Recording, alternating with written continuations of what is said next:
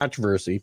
If the NFL was going to script and fix games, why the Kansas City Chiefs? Why wouldn't it be the New York Giants or the Dallas Cowboys or somebody that a lot of people care about? Why would it be the Kansas City Chiefs? Think about it. Well, and the biggest thing is say it's scripted. This is where the conversation really falls apart, right? Like with this group right here, right? There's 5 of us on screen. The odds of you keeping a secret is pretty low, right? Like somebody's going to say something dumb. You mean to tell me with 121 refs and then whatever front office people that have to be involved, and that's 121 refs today, and we're talking over the course of years. And if you remember, 3 years ago, we had 15 refs retire. So, I mean, if we're taking all of that into consideration, and you got like 200 people involved, you mean to tell me somebody didn't become a whistleblower or something dumb out of that process? I mean, come on, give me a break. Don't use common sense, Bo. Common sense doesn't work in these arguments. Well, I mean, you can all say, like, if there was going to be one guy that decided he was not going to, play along with everybody and would love to be the whistleblower on this, it would be Jerry Jones, right? Like, there's no way Jerry Jones is going to sit back and be like, you know what? I'm okay losing. I'll lose. What if Jerry Jones's personality or lack thereof is going to say, yeah, I'm okay with being a loser. I'm good with that. Let Kansas City get those wins. I agree. And for those who are just tuning in now, we talked about Bo covering the East-West college football game. And we're also now talking about Keith's favorite subject. I'm not sure because I think James is the only one on this panel that would tell. I think we would all be quiet about any kind of secrets we had. But James, I think, is the one we'd have to watch out for. You know what I mean? Wow. Well, my nickname is Canary, so I mean, I will probably sing a little bit. I couldn't do it. I mean, if I was a big part of that, if there was, I mean, I would keep it. I mean, because I'm pretty sure if, let's just say there's some big secret here that everybody's conspiring to keep this big secret. I mean, there's got to be a lot of money involved. So I'm pretty sure if to keep me quiet, you're going to have to pay me a lot of money to do that. So yeah, there's no way. I mean, it's just stupid. It's just, my thing is why, I mean, where's journalism gone? I mean, it's just, why are you asking these dumb questions like that? That doesn't make any sense. Social media drives journalism now, not the other way around. That's what's funny here. I mean, so the thing is like for shows like ours, when people bring it up, do you gas it up a little bit? Sure, because it's funny and people react to it, whatever. But if you're in a situation where you're actually interviewing and stuff, I mean, come on, like nobody really thinks that's. I mean, tinfoil hat people do, sure, but like your general populace doesn't really think that this is all scripted. There's too many moving parts. I mean, somebody sat down and wrote this question down. I mean, that asked Travis Kelce that question. They didn't look at this and say, does that make any sense to ask that asinine question to somebody? It's like, wow. I mean, I can't take it. So think about it this way. When you see a really bad ad on TV, right? Similar to this question, you know the worst part about that? That was the best one in the room, right? Like that was the best option they came up with. I hate to see what other questions he had on his sheet. Well, I feel like it's this way, right? Like that guy had to have thought this is going to be the moment. This is going to be the thing that allows me to be in the spotlight, that allows people to talk about me and my question. Even if I don't think any of us know his name or who the individual is, but that's their 15 seconds in the sun, right? Like we always get that one person that shines during NFL's media week with the Super Bowl. And this guy just happens to be, he got his 15 minutes and congrats to you, my dude. But no one even knows who you are, like, because most of the clips don't even have your name in the question. Right. Yeah, you got to at least do that. The hi, this is Bo with Football Talk before you go and put your foot in your mouth, right?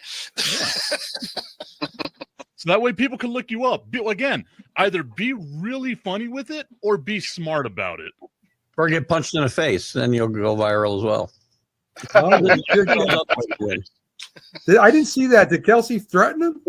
No, he just said.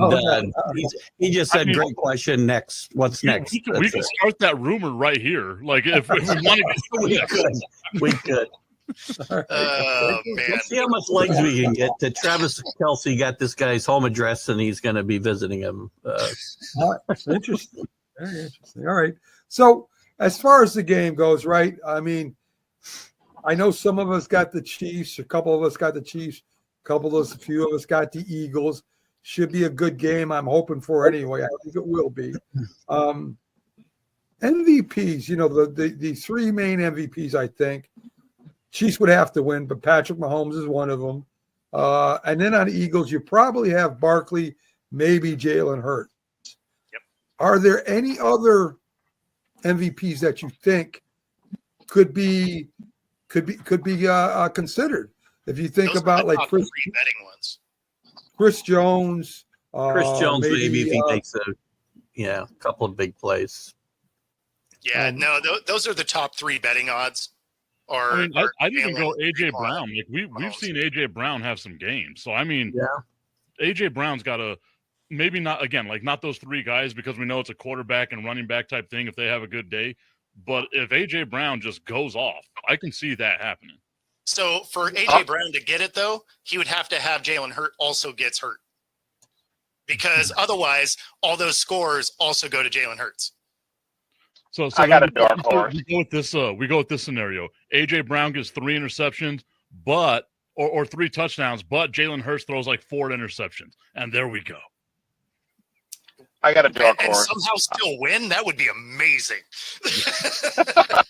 Because nobody catching an L is getting the MVP. Yeah, because one pretty much cost him the Super Bowl in 2022. But I got a dark horse. I would say that Jalen Carter, if he can stop Mahomes, I could see him being a dark horse getting the MVP. He's probably going to get pressure on him for sure. If he could get a couple of sacks and like a strip sack or maybe a line interception return for a touchdown, I could see that. Yeah, me too. I think Curtis McDuffie. I'm here for it. I think McDuffie could too. If McDuffie gets a couple few interceptions, returns one for a touchdown, defensive backs have gotten him in the past. Possible. So that's a. Of course, we're talking long shots here. As both said, the top 3 are what most people will be betting on. But I know somebody who likes to bet, you know, the underdog and likes to bet, you know, and take the extreme odds. Who might be on his panel. They just hate money. They just walk up to the window like, take my money.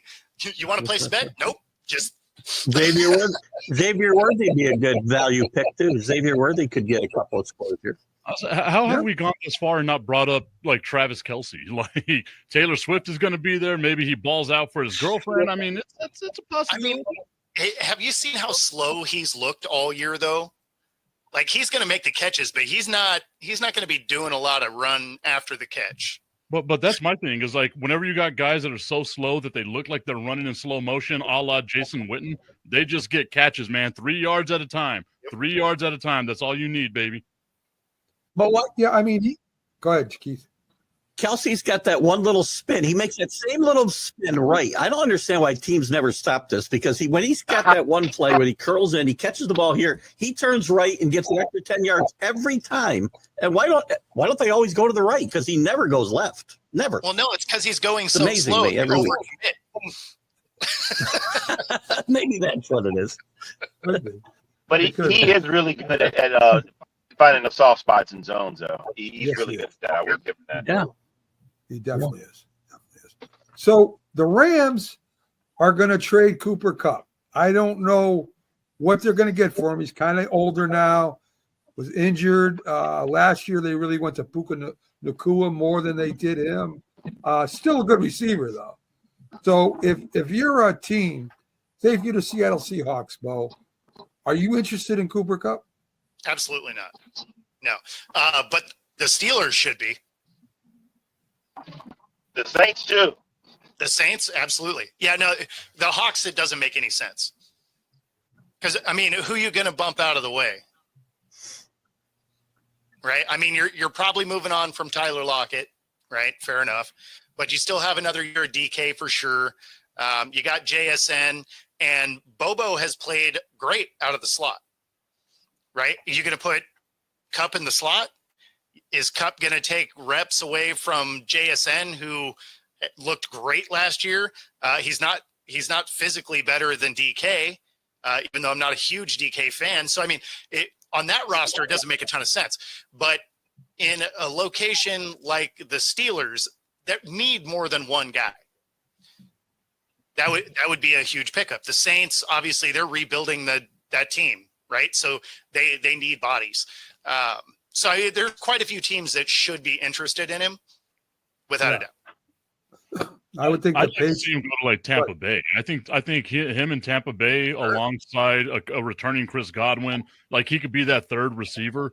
I can see that happening. Also, that's predicated on Tampa Bay re-signing Chris Godwin since he's a free agent this year. But I can see a scenario where he's the third receiver on a possible championship contending team. For sure. Got the experience, that's for sure. Help out in the locker room, help out in the wide receiver room. I think he would help the Patriots. I mean, the Patriots are looking for guys with hands. That might help them out too. I don't know. Anybody who can catch the ball, we're interested in, yes. But you're not going to get him cheap, and I don't know if they're going to want to give up the capital it's going to take to get him. Well, The thing that's funny. He'd fit the Cowboys very well if they want to make that kind of move, I think. Yep, I agree. The thing that's funny is you won't have to give up much to get him. Think about this last, receiver trade group. I mean, your best receivers were getting a third, right? Like Devontae got a third. D-Hop got a third. Amari got a third and a fifth, I think. So, I mean, like you're actually getting really good talent for a pretty low draft pick, which didn't used to be the case, right? Like they used to give you high capital for some of these guys. And now it's like, yeah, you can have this guy. He's been great. He's kind of expensive for a third and a pack of Big Red. Like that's good. Like, but I think the market got reset whenever Jerry Jones decides to give up a fourth round for Jonathan Mingo, right? Like, yeah.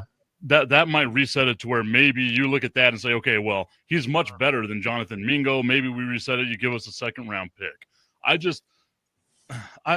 find it hard for him to get like a first round pick. Like I agree. I don't think he's going to be over the top with value. It's going to be someone that saves you. And again, like you have to be a contender if you're going to get Cooper Kupp because I would think. I would think. Well, do you think Jerry Jones doing that actually reset the market, or does the rest of the league look at Jerry Jones the way they also look at the Browns, where they're like, yeah, it's cute you did that. We don't care because no one else is going to do that. That's what I was going to say. Maybe Jerry Jones is going to offer like 5 first-round picks for Cooper Kupp because it's Jerry Jones and he's anybody on this team. Well, speaking of Myles Garrett, he wants to leave Cleveland, and he's going to demand the Browns are going to get something for him. There's no doubt about that.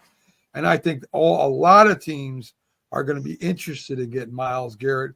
I really don't see no team that wouldn't want Myles Garrett. Could you give the Browns what they want for him? That's the question I have. What do you think, James? Well, his statement told me that he wants to contend. He doesn't want to be like, I think what the general manager said, Myles Garrett is probably going to be like a Hall of Famer. That's not what he wants. He wants to, I'm pretty sure that's one of his goals, but his short-term goal is to be a Super Bowl champion. So that tells me that he wants to go to a team maybe to like, believe it or not, I would still put them in if they can get shipwrighted, the Jets. And Tampa Bay, there's rumblings that they're talking about potentially looking at trying to get Myles Garrett too, but it's going to be expensive. It's definitely going to be expensive. So you're talking about maybe a couple of first-round draft picks because a defensive edge at that caliber is very expensive, man. They're hard to come by. You don't find guys like this. They don't grow on trees at all. And so I would say that if he goes to Tampa Bay, I'm not going to be happy about that, of course, being in New Orleans. And so I would prefer. I'm sorry, say that again? Oh, no. I was talking about what's on the screen. Miles to Detroit is not going to happen. Yeah, that's probably not going to happen. I agree. I mean, and they have Aiden O'Connell there already, and they have a decent booking, I think, outside of him. But once he recovers, but yeah, I wouldn't give up anything if I'm Detroit. You got to figure out how you get your coaches in order before you add another piece like that. Right. I really think that Myles Garrett, though, he really wants to contend. I could see it. I mean, I'll be frustrated too if I was in Cleveland, and you know, Cleveland haven't done anything since the Schottenheimer days. So. You know, the Browns' problem though is when you got a guy, they don't have any leverage here either to be able to get the max they could get back for him. They have no leverage because he's demanding a trade, and teams know they can't bring him back, and so they're going to try to lowball the Browns, and they may not get exactly what he's probably worth in a trade here. Sure, and sounds like the Browns, doesn't it? Either way, they wouldn't get value anyway. So, what's his contract like? I really didn't even look at that. What type of contract? So he's got, I think he's on the books this year for, or the 2025. I think he's on the books for what, 31 mil. Then it drops down to like 19. Sounds right. I think 7. Sounds right. Right. So it's not like it's a huge contract. Like for an edge rusher, that's value, at least for a guy like Myles Garrett. Right. For me, I'd like to see, and as much as I hate this team, I can see this scenario of Washington going out there and getting a guy like Myles Garrett. Right. Like he would fit on that Commanders defense, gives them more depth, more of an edge, and they are a contending team. As much as I hate to say that as a Dallas Cowboys fan, Washington is a contender, and that's a team that they've got a lot of cap space. They can find a way to restructure the contract for him. I think that would be like the front runner for him. So I wouldn't be surprised if he goes there. He's as good as any number one pick you're going to get in the draft, even though there's some good defensive players in this draft, as Bo said. He's better. He's as better than anybody you're going to get in the draft. Right, 100%. And you know what you're going to get.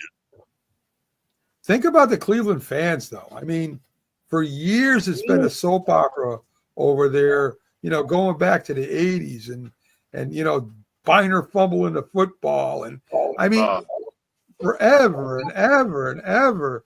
And here you got one of the best defensive ends in the NFL, and now he wants out. I mean, when did the Cleveland fans kind of do what the Giants do? Start burning your season tickets, right? They did that after the fumble. When does Cleveland start doing that? Say, listen, you guys got to start doing something here. Those Giant tickets didn't cost nearly as much money back in 1977, by the way. Still, they were season tickets, Keith. I think in 1977 were 25 cents a piece. So like, right. And no seat licensing there either. So I think Browns fans already did it anyway. I believe they call them Ravens fans. Wow. Like, if I'm a Cleveland Browns fan, this is par for the course, right? Like the 1 year where it felt like we were going to try to go all in and we're going to go after a quarterback. We're getting rid of Baker. We go out and we get Deshaun Watson. And then we guarantee him $230 mil. And it's been just a downhill slide. And I saw a graphic the other day that was like, since that Deshaun Watson trade, what it cost them was 3 first-round draft picks, 2 third-round draft picks, a whole bunch of different players that were out there, Baker Mayfield, Amari Cooper, and now you're going to be losing Myles Garrett because of how dumb that decision was. If I'm a Cleveland Browns fan, like, sure, I'm despondent, but I've also pretty much come to accept this. Like, this is my toxic relationship, and I will stay with this relationship forever. I've gone this far. I got to see it through. That sounds like a little. This sounds like a little Dallas. This sounds like a little Dallas Cowboy kind of. What's the word I'm looking for? When we all get together and we kind of, we let you say things about the Dallas Cowboys, let it get out. That's what it sounds like to me. Yeah, no, that's fine. You know what I mean? Yeah, like that's exactly what it is. But at least I saw the Dallas Cowboys win 3 Super Bowls. The Browns haven't seen their team do a damn thing, like, ever. No. That's what I was going to say, is at least the Cowboys have won historically. I mean, they do have a championship in '59. Wasn't that Jim? he's bringing back the Browns in the 40s and 50s, guys.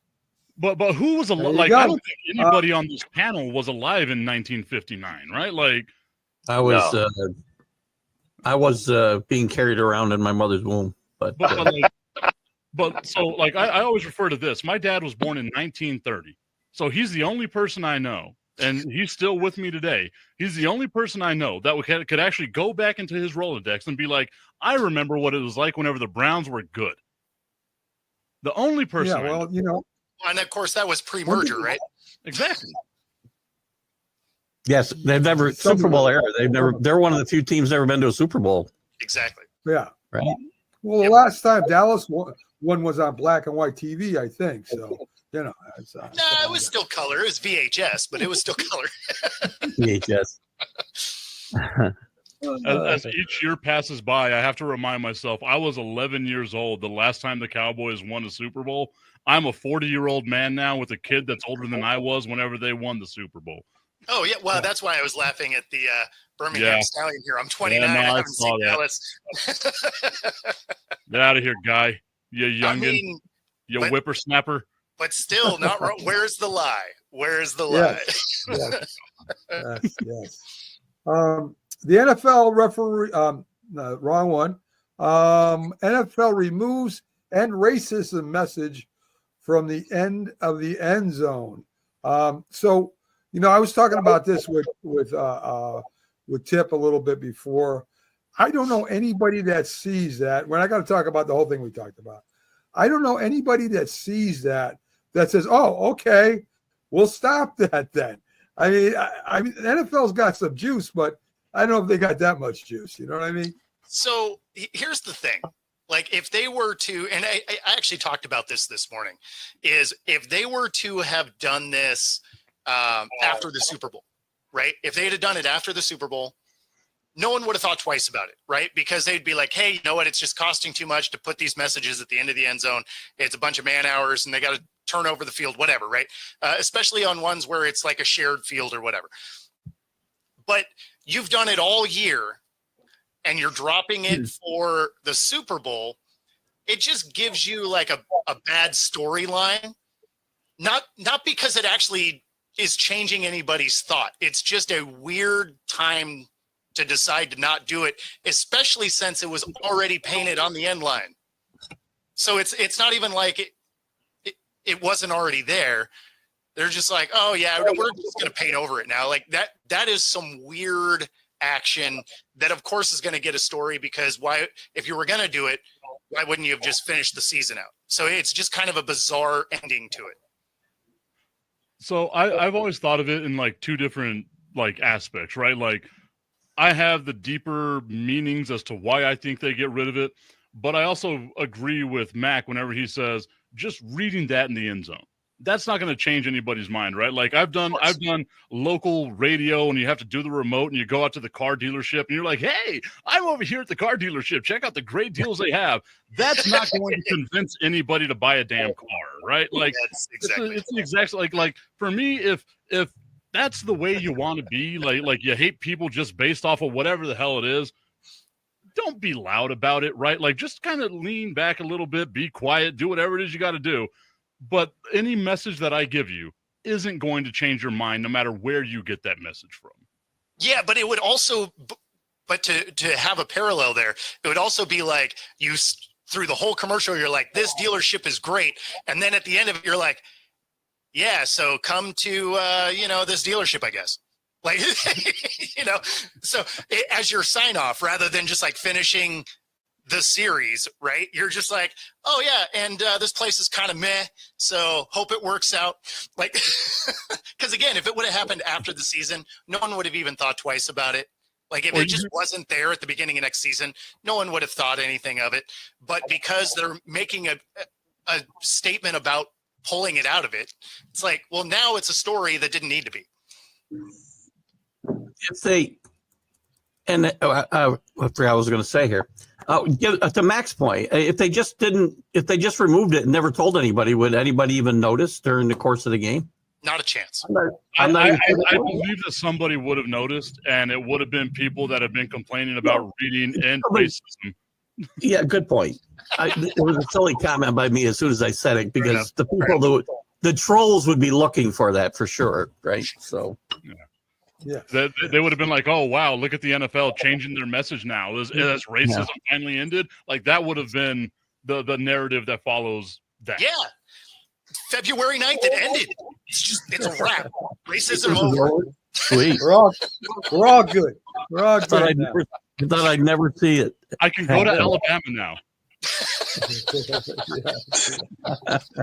Sorry, guys. I apologize. That was weirdly specific. I'm telling you, whenever I lived in North Carolina, I had to drive through the South. I learned some stuff about myself. Yeah, they'll let you know. They'll definitely let you know. There's no doubt about that. So stuff. we've had a few trades. Of course, the big one was Luka for Davis. Luka going to Lakers, Davis going to the Dallas Mavericks. Everybody thinks that the Dallas Mavericks are going to improve faster than the Lakers. But when I watch LeBron James and I watch the team, they look really good without Luka. Adding Luka there is just going to make them better. I mean, I don't. Davis gets hurt a lot. Davis is definitely going to improve their defense, no doubt. But that doesn't mean that the Lakers are going to be good 2 years from now. I think they'll be good this year with Luka playing there. What do you think, James? Well, on paper, it sounds great, but when you have, in essence, virtually the same player, in LeBron James and Luka Doncic, it's just, and Luka, they're both ball dominant players. And it's just, and very much so less defensive players. LeBron has obviously pulled back a lot defensively. You can see he has his moments where he'll give you a good defensive game, but Luka has never been known as a defensive player. Not as Kyrie, mind you, but you got to have somebody that's just really dominant on defense. And now that Jared Vanderbilt is healthy now, it really shows in their game that when you see, like you just mentioned, that they're good, a big part of that is having him on the floor, being a great defensive stalwart. And they're going to miss AD. They're going to miss AD in that regard, especially when it comes down to playoff time, when defenses ramp up.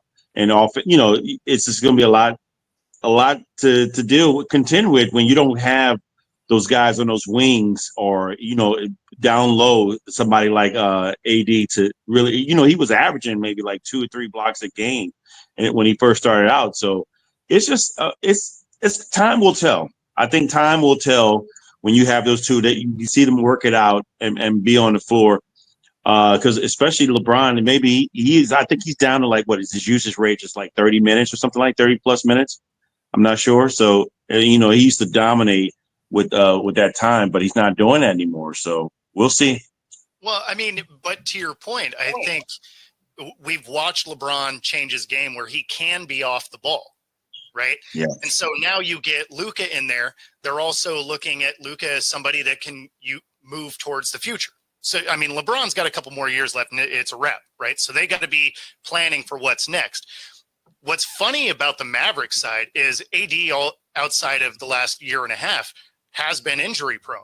The other thing that's funny about AD to me and Kyrie is both of those guys are better when they don't have to be the guy. And anytime they've had to lead a team, they've shown, despite their amazing talent, they're not the guy. They're not that alpha dog that can run the show. And so now you have two of them on the team. Like, that is going to be hilarious to watch. That's interesting. I think there's like two major caveats here, though, right? Like, is Luka indeed going to stay in LA? Because if I'm Luka, I'm testing free agency and seeing, what can happen out there. The Dallas Mavericks already cost you $117 million, which just sounds like an insane number to think of. Or I talked about this on the show this whole week. I've been talking about conspiracy theories because why the hell not, right? What if Nico Harrison knew exactly what he was doing, traded Luka over there, gets AD, and now in free agency, Luka comes back home to Dallas. Happens in baseball all the time. So, There we go. That's right. Aroldis Chapman with the Yankees, right? Goes over, comes back. Happens a lot. I mean, my question is this, though, and you're a Mavericks fan, I take it. No. God. No, I'm sorry. I thought I saw you made a gesture earlier. Made it sound like you were a Mavs fan. No, I'm a San Antonio Spurs fan. Come on now. It's come out since that they offered only one. Why did they not shop him around more? Number one, why do you only go to LA? I think you could have probably leveraged more teams involved, and more teams would have got involved. And it sounds like they went to Milwaukee and we're looking for Giannis. So. Who's going to be a free agent, I believe, as well. So that I would have made that trade. Now, I don't know if Milwaukee wants to make that trade. Do you think this was pressure from even above the GM? You think this was pressure from the ownership group because they didn't want to drop $300+ million on him? I do. Because to not shop like that, I can't think of a GM worth their salt that wouldn't have made phone calls, right? Because you're trying to stay employed. Right, you're trying to like, hey, let me grab some number ones. Like, let me get some stuff for this. This sounds like maybe ownership was like, hey, we want AD, make it happen. Right. That's all it could be. I mean, I can understand them wanting to move him because he's on my physical fitness regimen.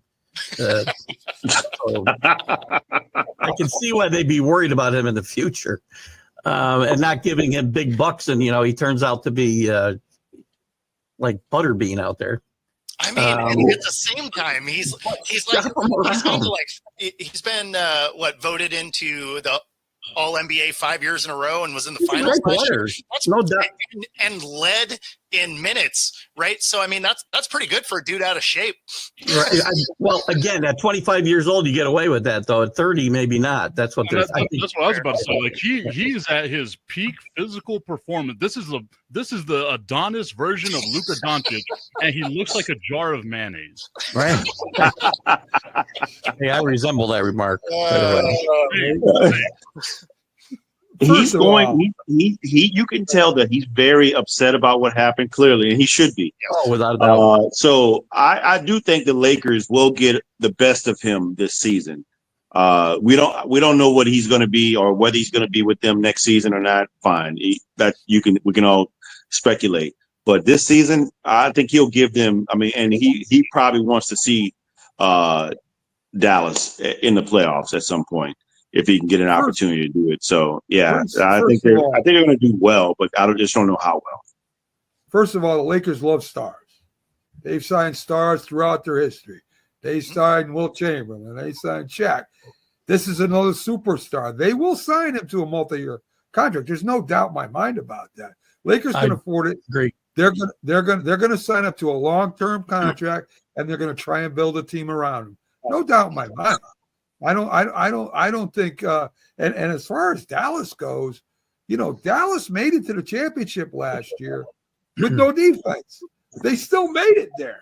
So I'm not saying Davis is bad. They had defense. Maybe not with the two guys, but the big guys. They had those big guys that they got in the early trade. That really helped them. That put them over the top. I'll give you that. Can we talk about the third team in this deal? Because people tend to forget that there was a third team in this deal. The Utah Jazz getting absolutely fleeced because they got nothing. They got 2 second-round draft picks and whoever Jalen Hood Shafino is. Like, you're a part of this deal, and somehow, some way, you're the only team that got nothing out of it. Watch that guy just randomly come out and win an MVP or something. Yeah, that guy's going to be the next Jordan, Jalen Hood Shafino. Get used to the name. I'm buying a jersey today. 6-man. That's really me. I use that name as an alias, so that's really me. They traded for. They don't even know it. I heard that. Yes. What they I don't will know. say that the Lakers, the trade deadline is this tomorrow, right? Yeah, it's tomorrow. So they still have an opportunity to grab somebody. I mean, I heard Rob Pelinka said in the short term they can't get a major superstar because there's not really anybody out there, but they can grab a couple of pieces here and there. It sounds like they're going to do that. But one thing was interesting. I will say one thing was interesting. The whole interview, Rob Pelinka never mentioned LeBron James' name. He never alluded to him. He never said anything. So that was interesting to me because I'm like, okay, he's not saying anything about them pairing together. He didn't say anything about that. So it could be speculation. To me, I'm thinking, okay, is LeBron going to be moved or is LeBron going to waive his trade clause? I don't think so, but no, we'll see. But you're wrong. There is a big free agent out there that's trying to be moved, Kevin Durant. So he's going to the Knicks unless the Knicks don't want him, and then wherever else he goes, I don't know. So me and Keith, it's not going to be the Knicks. I can tell you that. No, the odds-on favorite is for him to go back to the Warriors. He said today he has no interest in going to the Warriors. He said today. Did he? Okay. Yeah. I don't blame him. I think it would be a good redo myself, but apparently he does not. He's been there, done that. Just to close the loop on our guy Jalen Hood-Schifino, averaging 2 points a year or 2 points a game on 100 2 points a year. That guy's killing it. 100% field goal percentage. So I mean, our guy's a baller. He's a baller. That you said, and you brought you said the Jazz were forgotten in this whole trade. The Jazz have done a wonderful job of destroying a team that was on the rise just like 2 years ago. Yeah, this team was one of the better teams in the West the last 3-4 years until now. They've destroyed that entire organization. But I mean, the whole thing with Danny Ainge was like Danny Ainge in Boston. He's getting first-round picks, doing all kinds of stuff. The best you can do is Jalen Hood-Schifino and 2 second-round picks. Come on. And of course, in the NBA, a second-round pick is nobody. No. I mean, didn't they get 4 first-round draft picks for Rudy Gobert? 5. And they couldn't do anything with that. Well, I mean, you got the 5 for Rudy Gobert, so I mean, maybe you're like, you know what, I'm playing with house money right now. I don't need anything. I'm good. Wow, they're just going to take the entire draft. Yeah, that could be. That could be. And nobody talking about De'Aaron Fox to the Spurs. I mean, come on, that's a huge trade. De'Aaron Fox playing alongside Victor Wembanyama. The Spurs are going to be on the come up. I am so excited as a San Antonio Spurs fan. I cannot wait for the Super Bowl to end so I can finally end this terrible football season that I've had as a Dallas Cowboys fan and start talking more about the NBA. Now I know why he got pissed at me for saying he was a Mavericks fan. Now I get it. So, but I'll tell you what, the Spurs are going to be a dark horse to come out of the West this year. I think that team gels here in the second half. That's a big move. You're right, Tim, for sure. I agree. Well, they're definitely a playoff team. They're a playoff team. I agree with that. I definitely agree with that. Major League Baseball fired Pat Holmberg, fired for sharing his betting account with a pro poker player. Sounds a little bit like a tall Japanese baseball player who decided to share his account with his best friend. So, why punish one and not the other? What that shows you is that Shohei has a really good friend in Ippei, and whoever this dude is that got fired, he ain't got no friends. Like that's just how it comes down to. Ippei being like, I'll take the blame for you, my guy. None of us believe that Ippei did this all on his own. But we're all going to sit back and be like, you know what? That's a good friend. We all need a friend like Ippei Matsuhara. Yeah, there's also a distinct difference in Ohtani is going to bring them hundreds of millions of dollars in revenue, and this ref isn't. So it also gets decided by the pocketbook a little bit here, where they're like, oh, let's find a loophole for Ohtani to not get banned for life. And we have we got a ref that his claim to fame is he called a perfect game in the World Series a couple years ago. Those are wildly different because the ref brings no value to your sport, really, other than not making bad calls, which obviously doesn't matter. And then, or a phenom that's going to bring hundreds of millions of dollars. Which one are you trying not to suspend? Oh, yeah, the one that's going to help fund your future. we have no idea if this umpire could have been the next Jalen Hood Shafino. We don't. I feel like he's exactly that guy, actually. I think Maybe I've the mentioned relative. that kid's name more than anyone has ever mentioned that kid's name. So Yes, That's 10 more times than I've ever heard it ever today. yes. It just so happens to be on the same day that Pete Rose got barred from baseball for betting on baseball on his team as a manager and a player. So isn't that kind of Conspiracy theory. right? Same day. So There's one thing everybody's forgetting here. There's tons of evidence against Pete Rose. There's evidence against this umpire. There's zero evidence of Ohtani being anything except stupid. There was some. A lot of evidence of that. Give me one piece of evidence. One piece of evidence. Just one. Just one. That's one. I mean, All right. can't we say now, like now that baseball has kind of embraced gambling, that we can just let Pete Rose into the Hall of Fame now and like Shoeless Joe Jackson? Like, why do They we should have need always these been in. fans? They should have always been in. Warts and all. I feel that way about the steroids guys, the gambling guys. Put them in, warts and all, and tell the story, warts and all. It's all on their plaque. Well, I Tell mean, the story. never I agree. Rose because he was a jerk. Like that's why. I mean, if he was even somewhat remorseful at all, they would have found ways to get him in. But because he doubled down and was just like a douche every time it came up, they're like, there's just no plausible way we can do it while he's alive. Do I think? But there's so many douches that are in the Hall of Fame now. Yeah. I'm just like, wow. It's like, it's like, yeah, but man. they didn't have reasons to keep him out, right? Pete Rose Yeah. waited too long to admit what he did. And then Pete Rose's other problem is he still believed that he never bet against his team, which maybe he never put it on paper and bet against his team. But what he didn't get was every time he didn't bet on his team, he was betting against his team. And that was a signal that he was sending. Yeah. Because he bet on them every time he thought they would win. So it's the same to be thing. fair, that's the only time I would bet too. Like, I was trying to lose. That is a more common sense, Bo. So yes, and besides, he made a good living.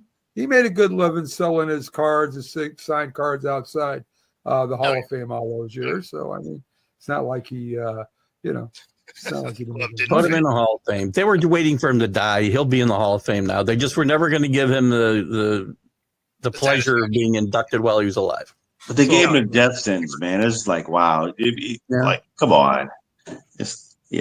So I'm always going to think that's crappy to not give it to him while the man's on the earth. Give him his flowers while he's there. So for Birmingham Stallion, he says, if I could say the name again, it's Ippei Matsuhara. So you gotta There you go. gotta look that up. But I will say this, right? I think the legend of Pete Rose kind of grew the longer that we stayed away from like him being in the Hall of Fame, right? Because if he's in the Hall of Fame, we're not talking about Pete Rose the way that we've been talking about Pete Rose for the last 40 years almost. So I think this is like bad publicity being a good thing for him, right? Like maybe that's what helped the legend of Pete Rose grow. Well, That's he leaned possible, into it. He leaned into it, right? Like he took that negative story and he's just like, okay, well, I'll just be a jerk on top of it. Like I'm just doubled down on it. But no, you're 100% right.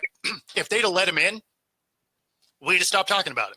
And he's all over the Hall of Fame anyway. He doesn't have a plaque. That's the only thing he doesn't have in the Hall of Fame. Pete Rose is everywhere you turn in the Hall of Fame.